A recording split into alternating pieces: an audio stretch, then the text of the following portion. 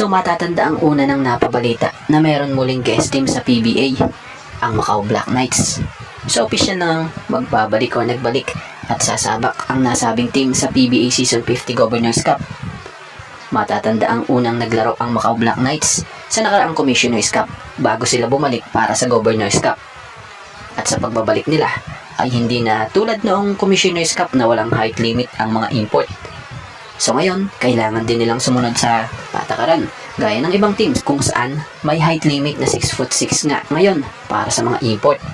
So speaking of import, kumuha ang Macau Black Knights ng isang American guard forward sa katauhan ni William Douglas. So siya nga ang magsisilbing import ng Macau Black Knights para sa darating na PBA Governors Cup. So kasalukuyang 27-year-old ito.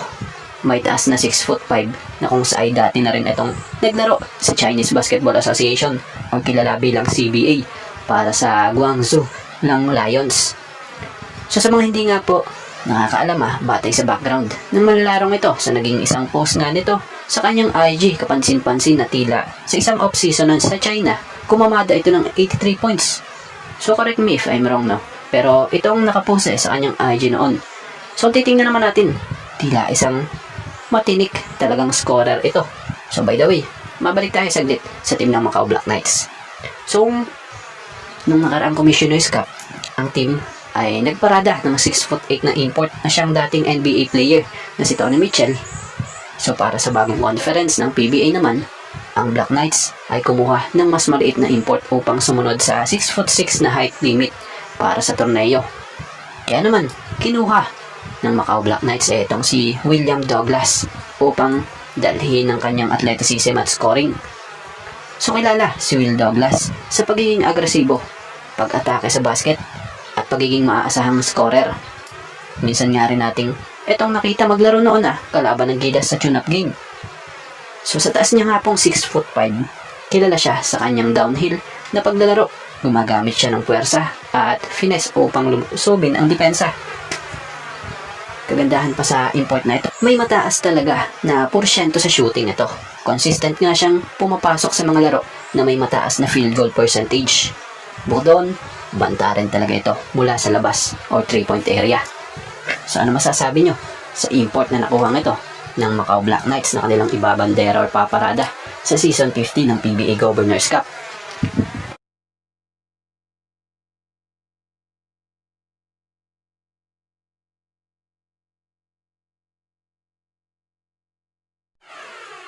So talaga namang dinagsarin ng mga fans ang Phil Oil Center sa San Juan City kung saan nag-open practice o public scrimmage ang ating pambato na Gilas Pilipinas National Team.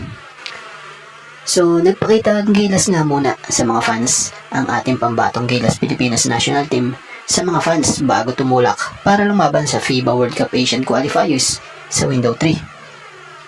So sa naging ensayo din ng Gilas Pilipinas na ito talaga namang isa sa naging crowd favorite na itong si Mike Phillips na siyang pinakabagong nadagdag din sa hanay ng Gilas kung saan nagpakita agad siya ng hustle sa game. So kung titingnan mo, ensayo pa lang yan talagang todo bigay na, lalo pa siguro kung mismong game na yan. So napaka-energetic na player na ito. Ang kagandahan pa, may nabubuo na nga agad chemistry sa kanila kahit yung iba babago pa sa lineup ng Gilas. So suportahan natin ang ating pambatong Gilas Pilipinas National Team na haharap sa isa sa pinakamabigat na road games sa third window ng FIBA World Cup Asian Qualifiers upang harapin ang mga powerhouse teams na New Zealand Tall Blacks at Australian Boomers.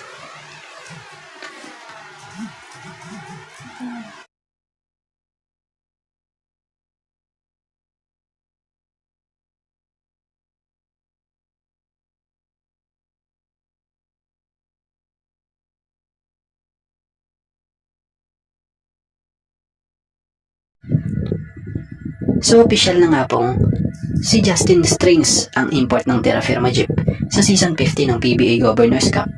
Matapos na itong pumirma para sa nasabing koponan, ready din sa update or post ni Basketball Zone. So bati nga po sa mga laro nitong nakikita natin grabe yung impact na po pwedeng maibigay nga nito sa Terra Firma Jeep, lalo na pagdating sa ilalim. So Justin brings toughness, experience, and a winning mentality na maaari niyang madala sa PBA. His physical presence, relentless motor, and versatility make him a valuable addition as a Terra Firma looks to strengthen its roster for the upcoming campaign. So kung gusto nyo makita nga kung paano talaga itong mga labaw sa laro watch this.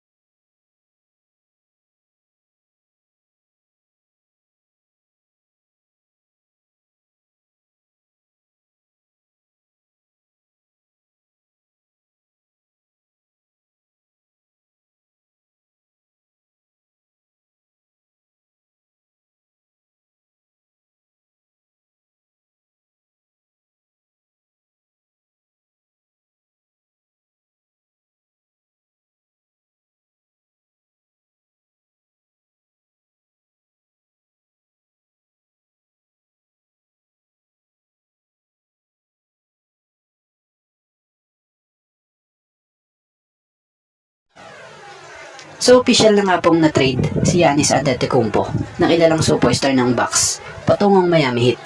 Kung saan sa nangyaring trade, credit na rin po sa ESPN and thank you. Nakuha ng Miami Heat sila Giannis Antetokounmpo at Bobby Portis Samantalang sa Milwaukee Bucks naman nakuha itong sila Tyler Hero, Jaime Jaquez Jr., Kelly Weir, at Kasparas Giacosionis kasama ang tatlong first round picks kabilang ang number 13 pick swap at isang second round pick. So yun.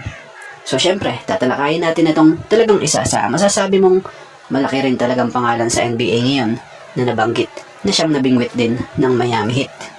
So ito nga si Giannis Antetokounmpo. So sino nga ba? At ano nga ba ang pwedeng maitulong ni Giannis ngayon para sa Miami Heat para sa susunod na panibagong season ng NBA? So ang pagdating nga nitong si Giannis Antetokounmpo sa Miami Heat ay magbibigay ng matinding depensa, rebounding, at athleticism sa loob ng court. Ang kanyang presensya ay inaasahang magpapalakas sa opensa ng koponan, lalo na sa mga fast break at pick and roll situations.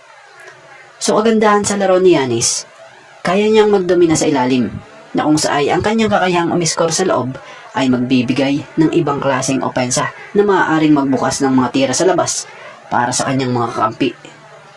Bukod dun, isa rin siyang elite rim protector. Siya nga ay kilalang mahusay dumepensa at mag-block ng mga tira, na ang mga akma naman sa kilalang Heat culture na nakapokus sa matinding depensa. Isa pa sa magandang estilo ng paglalaro niya, siya yung malaki pero mabilis, kung saan ang Miami Heat niya ay magkakaroon na ngayon ng delikadong opensa matapos makakuha ng defensive rebound. So fast break at transition offense ng team, talagang aasahan mo na swak yan. So ano masasabi nyo sa nangyaring trade na ito? So ano opinion nyo?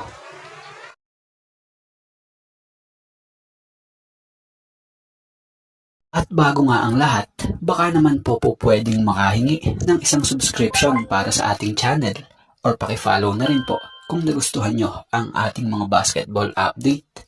At kung ito na may makakabigat para sa inyo, kahit isang like and share na lamang po. Maraming salamat po.